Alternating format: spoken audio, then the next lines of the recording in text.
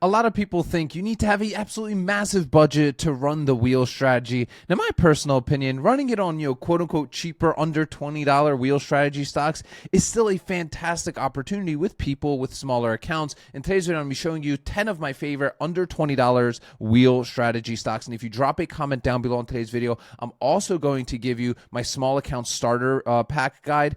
This is perfect for those of you that are starting this strategy with a smaller account completely for free. Just drop a comment and I will send that over to you. And of course, hit that like button, that subscribe button. And I hope you are having an absolutely God blessed day. And of course, guys, just because I like these stocks does not mean you do. Make sure you go do your own research on any of the stocks that we talk about here today. But let's get right into it, guys. The first one that I absolutely love, let's get it out of the way, that is Ford, okay? Now, we actually saw a little bit of a red day yesterday on Ford, down 1.5% after we skyrocketed above our upper Bollinger Band. Now, there are some key indicators that I like to use. That's not going to be the full topic of today's video, but to quickly just give you a rundown on what I like to have on my charts is I like to have my Bollinger Bands with the period set to 30, right? And that's right there at the middle where we're trading at. And that gives me my 30-day moving average, which is around that 30.60.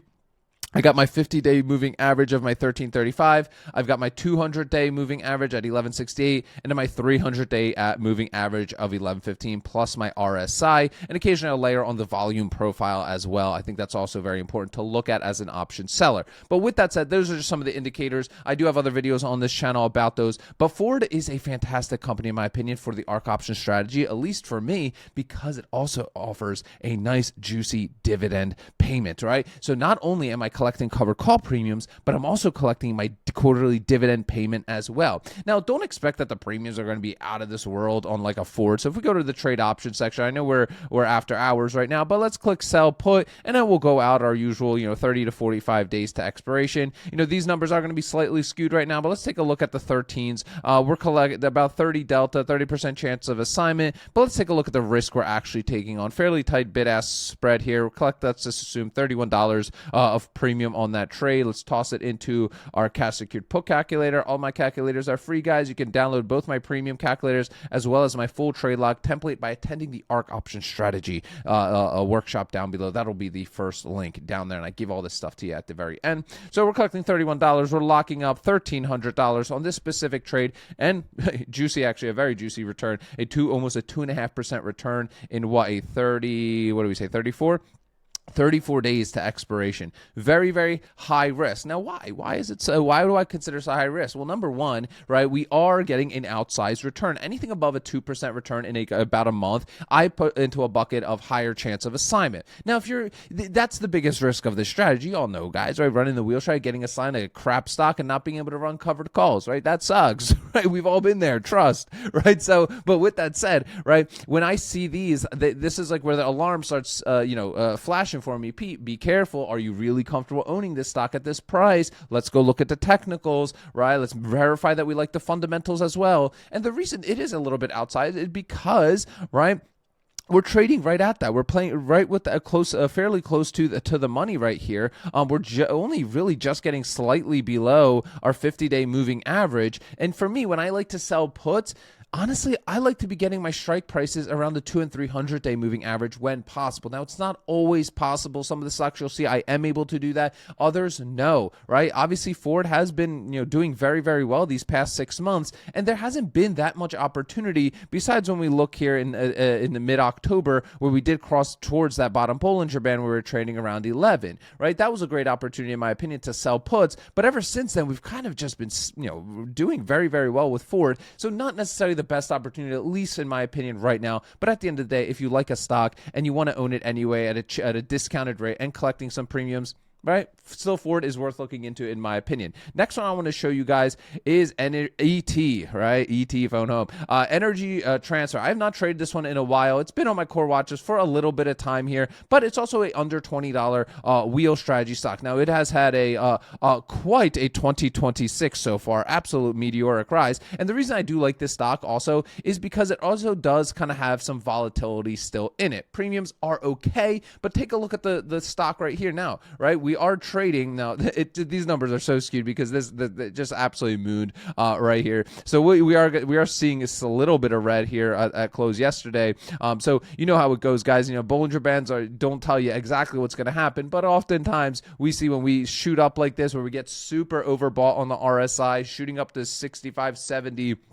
We usually see a pullback at that point, right? And we see, right, a slight little pullback, right, when we hit closer to that 70-50 mark, starting to see a little downward pressure. We'll see what happens on this one. Not really a great cash secured put setup, but it is trading below its 300-day moving average of 1783, which is something to be said, and right around its 200-day moving average, obviously below above its 50-day, right? So for me, when I'm waiting, right, so that's why it's important to have a good watch list, guys. I can't stress this enough, right? Because oftentimes, like, you'll pop open your watch list, right, and then you're trying to figure out, like, hey, how do I get all this information? Like, how do I get all this data to, like, make an educated decision for myself? Well, what I do is I usually like to have a nice sized watch list that I'm able to then scan quickly for myself and then see which setups make sense for me that day, right? Because think about it, guys. If you only have like 5 stocks on your watch list and there's literally no setup across all of them, you're going to end up forcing a trade that's going to screw you most likely, right? So in my opinion, it's good to have a lot of stocks that you have a high conviction in.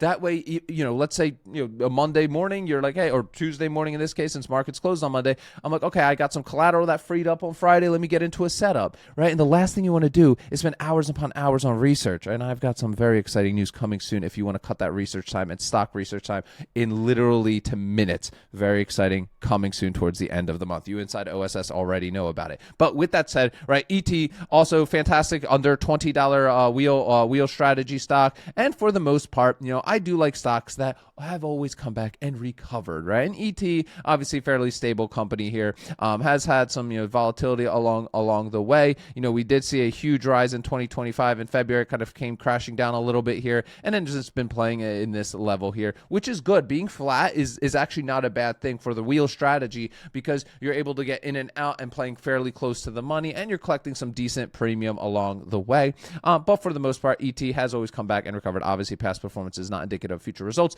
We don't know that, but I do like this stock. When it's available and it's trading decently and the premium makes sense, I will jump into it. Next one that I actually just got into some puts yesterday on was Snapchat. Took a big hit yesterday, down nearly 3%. You already know I'm jumping in at that point. Come on now. I really enjoy Snapchat.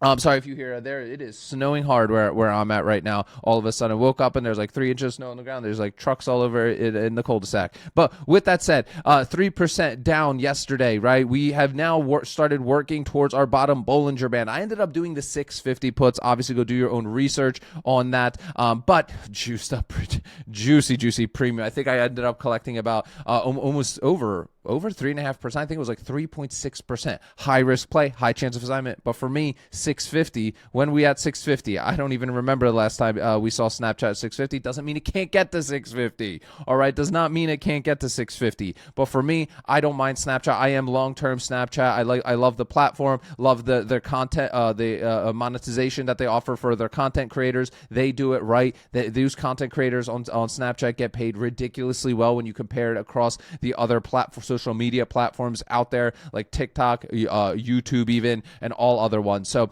am very bullish on Snapchat long term. So this one also is set up, in my opinion, for me and my risk profile as a good, higher risk stock. That is for sure. And again, below all of my moving averages that I care about. I want to be, if I can be below all of those moving averages, and I still believe in the stock fundamentally, I'm going to sell puts on it. That's the way I like to think about these, especially for these cheaper stocks. Next one, AAL. We got to start moving a little bit faster. We're already at 9 minutes, guys. AAL, you already know, love AAL. It has been on the rise here yet a bit here. Let me go back here, misclicked. It has been on the rise here. I've not traded it in quite a little bit of time. This was one of my favorite stocks. It is one of my favorite stocks to trade. But, when a stock has gone up so much, I'm like, if you go look at some of my older videos, guys, guys, I talk about, I think literally the first video I ever launched on this channel was around American Airlines. And I was selling puts at that time around it. And it's just like, come on, come back down to reality. Like, stop this. Like, you're coming back down. You're usually fairly flat in this like 13 range. And so we'll see. I do think this thing is going to come back down below its 50-day moving average. And at that point, hopefully, I'm able to jump into some like 12 or 13 puts. Again, that's where I would like to be, between that 13 or around that 200 and 300-day moving average. So in my opinion, nice to see a nice little red day, at least on American Airlines. Premiums aren't terrible. Let's see if we can see some sort of updated information here about American Airlines. Go over to the trade options. We're going to sell a put out, and let's go out to our standard, roughly 30-day expiration. I mean, outsized returns, playing close to the money, obviously here, collecting about $70 of premium on $1,500 in collateral. Higher risk play. Would not personally do that trade. Even I would be going looking at the 13s, honestly, to get close to that that 200-day moving average, at least best I can. So let's even see at the 13s, right? It's only a 12 delta, man. That's like nothing. I mean, this premium isn't that great. So $17 of premium. Is this worth it? I don't know. You got to make that decision for yourself. But we're locking up $1,300 for 1.3% return in 34 days. I don't know. That doesn't really scratch my itch personally. The 14s look a little bit better, being at least a little between that 25-30 delta where I like to be. I like to be a little bit more aggressive on my puts, especially monthly, guys, because I want to make a good return. Otherwise, what's the point? I might as well just buy SPY or QQQ and just hold it. You know what I'm saying? Right? So in my opinion, that's why, again, I can't stress it enough. Have a good watch list. Cannot stress it enough. Have a good watch list. Now, next one that is, Joe, my gosh, what a rough couple days for our friends over there at Fiverr. One of my absolute favorites. Recently, does not have a lot of options that we can actually expirations to go out. Their next expiration day, if we look, oh my gosh, the premium is crazy on it actually, and it's tempting me very, very strongly to get into it. But I'm holding off. I'm sticking to my rules. Let's go look at this. So next expiration, 34 days. And the one after 62, right? So you kind of have to time your entries here. But the problem is they report earnings on February 18th, right? So that's a high risk play with this expiring at the 20th. Who knows what can happen?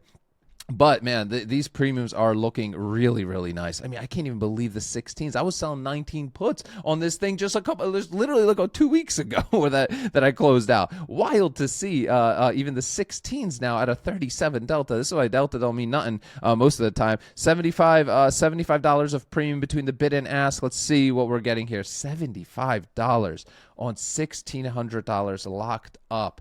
Whoo!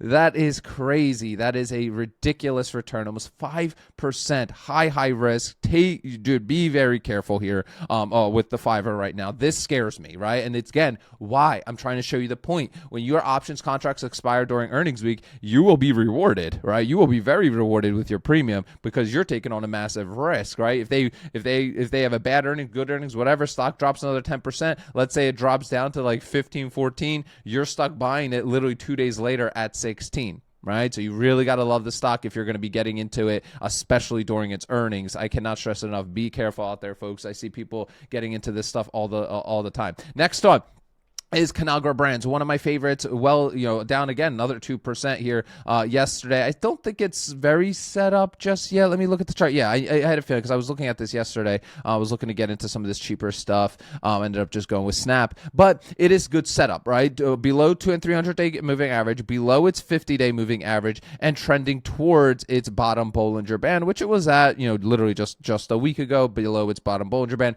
I like these kind of companies. They're, for the most part, stable dividend payers, but also owns a wide range of brands and products. That gives me a sense of that diversification. Let's keep going, guys. Kenvue, I can't leave out Kenvue. I have not traded it in a little bit here. I've been focused on Kimberly-Clark, who's acquiring them, because I love that dividend payment. Not that Kenvue doesn't also have a fantastic dividend, but honestly, the premiums just aren't there right now for me. For Kenvue, they're not really that good. So there has the bid-ask spread is so tight. You basically have to be playing close to the money. But there's something to be said about that, right? It's a fairly, for the most part, flat. If you're comfortable owning it around 17, you will collect some decent premium playing close to the money on both your cash secured puts and your call side. I mean, look how tight the Bollinger Band's here. We've basically been in this 17 range for, quite a bit of time here now. And we can't lose sight of the fact that it is below its 200 and 300-day moving averages. and almost a 5% dividend payment. Can we really complain about that? Next one is Starwood Trust. Mentioned this one a few times on this channel. Under 20, has a fantastic dividend, around 10% dividend. So listen, on some of these kind of these kind of stocks, you got to be careful, right? Because oftentimes the premium isn't good. This one is better for covered calls, right? Why? Because when you're doing your covered calls, you're collecting that 10% dividend that they're offering, plus you're collecting like a monthly covered call premium. Now that monthly covered call premium isn't usually that good anyway, but still, even if it's like 0.5%, you layer that in with the insane dividend payment that you're collecting at the same time, it adds up over the year. So listen, not all of these stocks, especially some ETFs that are cheaper ETFs that give you a nice dividend. I've mentioned a few of those videos. It's not about getting like a 1 to 2% return a month. They're not. There's not enough volume on those stocks or ETFs, right? There's just not.